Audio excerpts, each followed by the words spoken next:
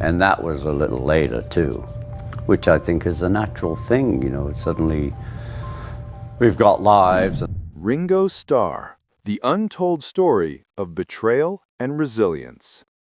Ringo Starr didn't join the Beatles as if he were their fourth brother. He came in as a replacement that everyone assumed could be easily thrown away.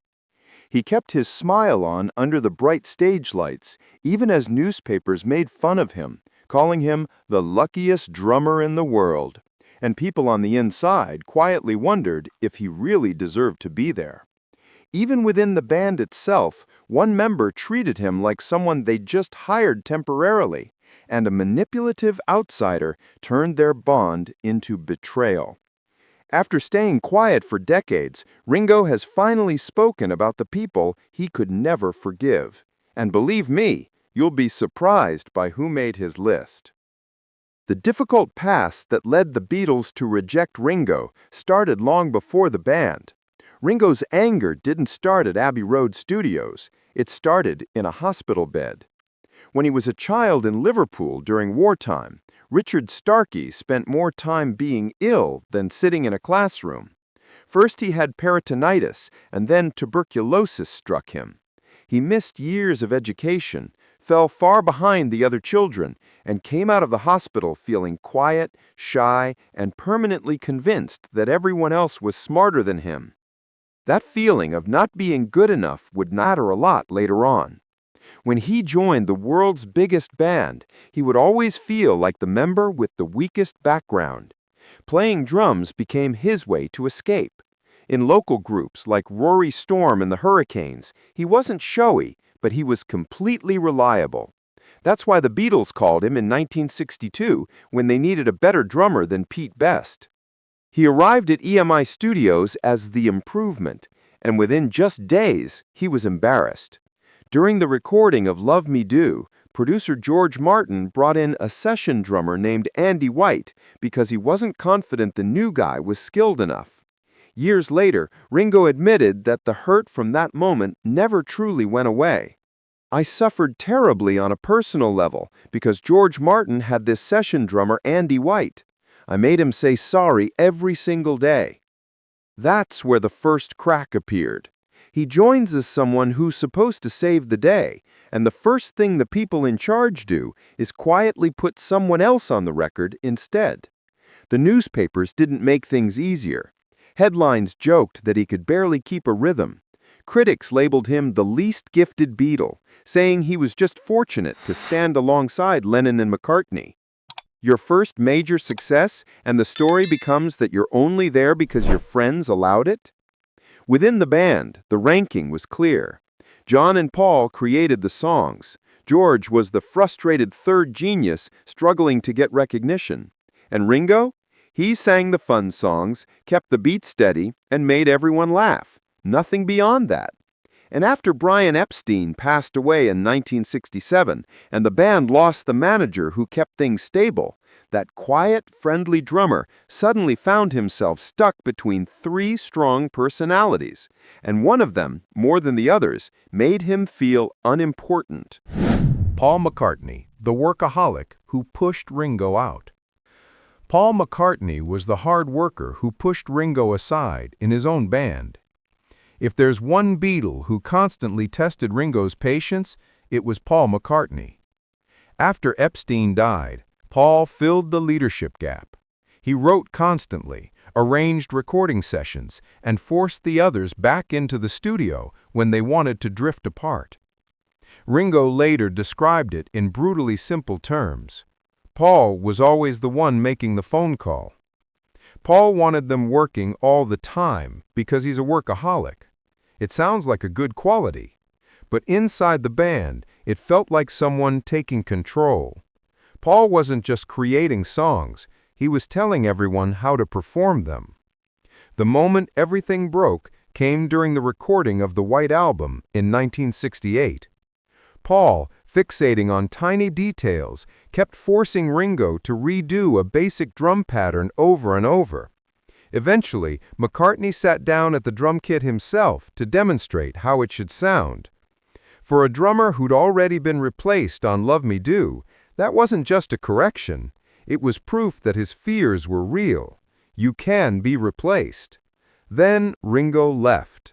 He quit the band and vanished for about 2 weeks while they tried to continue without him. Years afterward, he still spoke about the pain of being treated like equipment instead of an equal partner. If Paul didn't believe in his drumming, why was he even there? Paul's drive for perfection kept the Beatles' quality incredibly high, but it also made the other members feel like hired musicians on their own albums. For Ringo, who already carried the burden of being the replacement and supposedly the least talented, watching Paul physically take his place was like seeing his deepest fear become reality.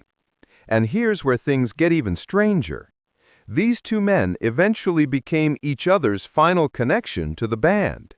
In 2015, Paul stood on stage at the Rock and Roll Hall of Fame and personally brought Ringo in as a solo artist, then made jokes about inducting him into the hall. In recent years, they've toured together, performed on the same stage, and McCartney has described their relationship as very special. John Lennon and Yoko Ono, watching his leader disappear. Of course, you know what comes next. John Lennon and Yoko Ono. The moment Ringo understood his leader was gone, changed everything. Nothing disturbed Ringo more than watching John Lennon slowly transform into someone he didn't recognize anymore. For years, John had been the band's foundation. Ringo had always looked up to him.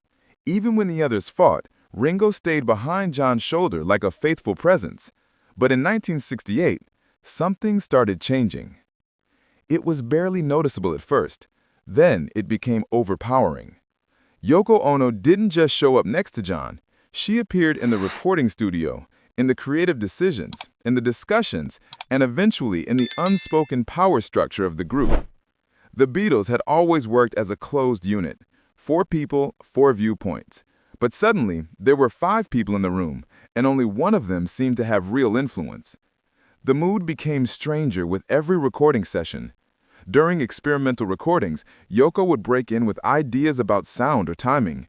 Ringo was shocked, not by Yoko's confidence, but by how John responded to it. Instead of standing up for his bandmates, John immediately took her side. He once looked straight at Ringo and said flatly, "Just keep it steady, that's all you need to do." To a drummer already carrying the weight of being called the least talented, the message hit hard. Your input stops where her input starts. The tension grew worse each time someone questioned why Yoko was there. George Harrison once snapped in frustration, and John exploded, hitting a table and accusing the others of being disrespectful. It wasn't about the music anymore. It was about who you were loyal to. And John's loyalty had changed direction. For someone like Ringo, who valued keeping the peace, the emotional toll was huge. In his view, the Beatles were losing their leader because of a relationship so intense that it left no room for anyone else. He even admitted later that the band was already falling apart. And in a rare, heartbreaking memory, Ringo talked about visiting John in New York in 1980. The laughter, the comfort, the feeling that they were still like brothers. A few weeks later, John was killed. Their conflict never got the chance to be fixed. It disappeared before they could work through it. Allen Klein, the outsider who became the ultimate betrayal. When Allen Klein arrived, it didn't seem dramatic at first. It seemed like help. With Brian Epstein dead and Apple Corp losing money rapidly, the Beatles were drowning in disorder. They were global superstars who couldn't manage their own finances. Ringo, exhausted by polished businessmen who talked nicely but accomplished nothing, found Klein refreshing, direct, forceful, ready to fight. A man who promised to look after them. John was the first to trust him. Quickly, George agreed, and Ringo, wanting stability more than anything else, joined them. He later explained what attracted him. Klein was a hustler, and he felt it was time someone hustled on his behalf. But underneath the charm was someone who knew exactly how to use loyalty as a weapon. Klein studied the cracks within the group. Paul's need to be in charge, John's restlessness, George's bitterness, and Ringo's desire for peace. Then he took advantage of them. Meetings that used to be arguments turned into war zones. Decisions that used to be agreed upon by everyone became 3 against 1. Within months, Klein had turned the internal stress into a complete breakdown. Paul refused to sign an agreement with him. Klein pushed John, George, and Ringo to continue without Paul anyway. Later, Paul took the other 3 Beatles and Klein to court in 1970. The lawsuit destroyed whatever friendship was left. Every hurt between Ringo and the others grew deeper. Distrust, bitterness, regret. The brotherhood was torn apart not just by egos, but by legal papers in courtrooms. Then came the painful twist. By 1973, Ringo realized the man he'd trusted had mishandled money, twisted contracts, and used the Beatles for his own benefit. Klein was fired. Investigations began. The 3 who once supported him, including Ringo, admitted they'd been wrong. Alan Steckler later revealed something devastating that George had once said. The only way the Beatles can ever reunite is if Alan isn't involved. I'm ready to do it. So is Ringo. That statement reveals everything. For Ringo, Klein represented the worst betrayal possible. The man he trusted to protect them became the man who guaranteed they would never perform together again. The truth about Ringo's real talent and legacy. When the chaos from Allen Klein finally ended, Ringo faced a harsh question. Was he really the least talented Beatle like everyone claimed? For years he'd heard the jokes, the drummer who got lucky, the man carried by Lennon and McCartney. And after the breakup, those words rang even louder because there was no band left to stand behind. But time revealed the truth the critics never understood. The same recording sessions where Paul took his drum seat and John dismissed him were also the sessions where producers realized he was the only Beatle who almost never lost the tempo. George Martin, who once replaced him on Love Me Do, later confessed that Ringo wasn't just dependable, he was like a metronome, the human foundation keeping the band together. And when younger drummers tried to copy his parts, they found they couldn't recreate his natural feel. As the years went by, the story changed. His solo career created genuine hits, and legends like Harrison, Clapton, Dylan, and Elton John kept asking him to play because his groove enhanced their music, not because of nostalgia. Even Paul, the same man who once corrected his drumming, ended up bringing him into the Rock and Roll Hall of Fame as a solo artist. Today, his legacy isn't about luck or being basic. It's about precision, feeling, and lasting power. He wasn't the least talented Beatle. He was the heartbeat, the solid base that allowed the other 3 to fly. And the more time passes, the more obvious it becomes. Ringo wasn't the band's weak spot. He was the element nobody understood they needed until he proved it for 50 years. What makes Ringo's story even more remarkable is how he transformed the pain of rejection into decades of creative output. While the world was busy calling him lucky, he was quietly building one of the most respected careers in rock history. His drumming style became instantly recognizable. That signature sound on tracks like Come Together and A Day in the Life wasn't simple. It was deliberately crafted to serve the song perfectly. The music industry eventually caught up to what insiders already knew. Ringo's ability to play exactly what each song needed without overplaying or showing off is a rare gift that most drummers spend their entire lives trying to master. He understood that being flashy doesn't make you great. Being essential does. And every single Beatles recording proved he was absolutely essential. Beyond his technical skills, Ringo became a symbol of resilience in an industry that loves to tear people down. He faced rejection from producers, mockery from critics, control from bandmates, and betrayal from business partners. Yet he never quit. He never let the bitterness consume him. Instead, he kept playing, kept creating, and kept proving everyone wrong. His influence extends far beyond just drumming.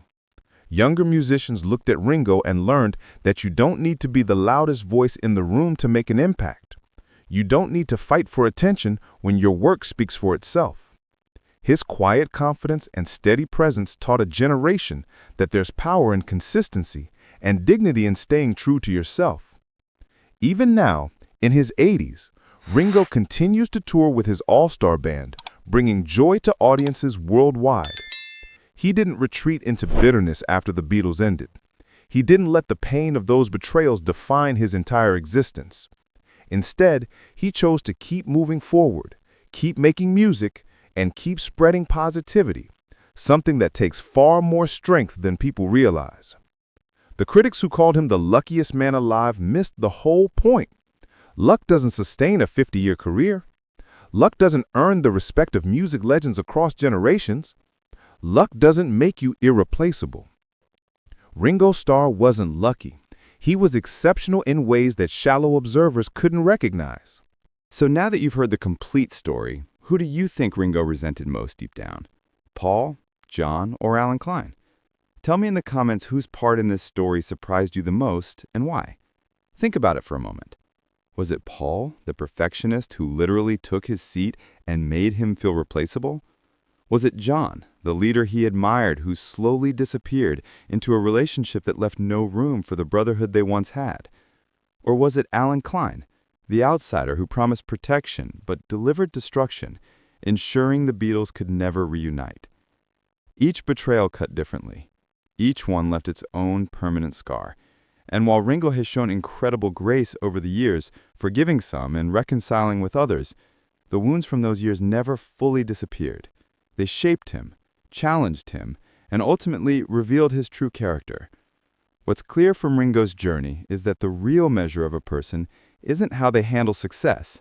It's how they handle rejection, betrayal, and being underestimated. Ringo faced all three repeatedly and still emerged with his integrity intact. That's not the story of the luckiest man in rock and roll. That's the story of one of the strongest. If this story opened your eyes to the hidden truth behind one of music's biggest legends, then you need to stay connected because there's so much more beneath the surface. The Beatles story alone has dozens of secrets that have been buried for decades. Secrets about power struggles, hidden romances, financial betrayals, and creative battles that nearly destroyed everything. But it's not just the Beatles. Every legendary band, every iconic musician, every name you grew up admiring has a story behind the story. The public sees the smiling faces on album covers and magazine spreads. They hear the hits on the radio and assume everything was perfect. But behind those glossy images are real people dealing with jealousy, manipulation, addiction, heartbreak, and betrayals that would break most of us. I'm dedicated to bringing you these raw, unfiltered stories, the ones the music industry doesn't want you to know. The real dynamics between band members, the shady managers who exploited legends, the creative geniuses who were pushed aside, the friendships that turned into lifelong feuds. These aren't just gossip pieces. These are lessons about human nature, ambition, loyalty, and what happens when fame and fortune collide with fragile egos. So here's what I need you to do right now. Hit that like button if this story made you see Ringo Starr and the Beatles in a completely different light. Your like tells me you want more deep dives like this, more truth-telling that goes beyond the surface. Then hit the subscribe button and turn on notifications. I'm constantly researching and uncovering stories that will shock you. Stories about the legends you thought you knew everything about. From Led Zeppelin to Pink Floyd, from Fleetwood Mac to the Rolling Stones, from Jimi Hendrix to Janis Joplin, every icon has secrets, and I'm bringing them all to light. Drop a comment below and let's start a real conversation. Who shocked you most in this story? Which betrayal hit the hardest? And which rock legend do you want me to investigate next? Your comments guide my research, and I read every single one. This isn't just a channel. It's a community of people who refuse to accept the sanitized versions of history.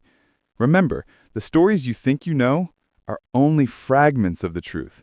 The real stories, the ones that explain why bands broke up, why friendships ended, why careers were destroyed. Those stories are still waiting to be told, and I'm here to tell them. Don't let these secrets stay buried. Like, subscribe, and let's uncover the truth together. There are countless untold stories still hiding behind those smiling faces, and you deserve to know every single one of them.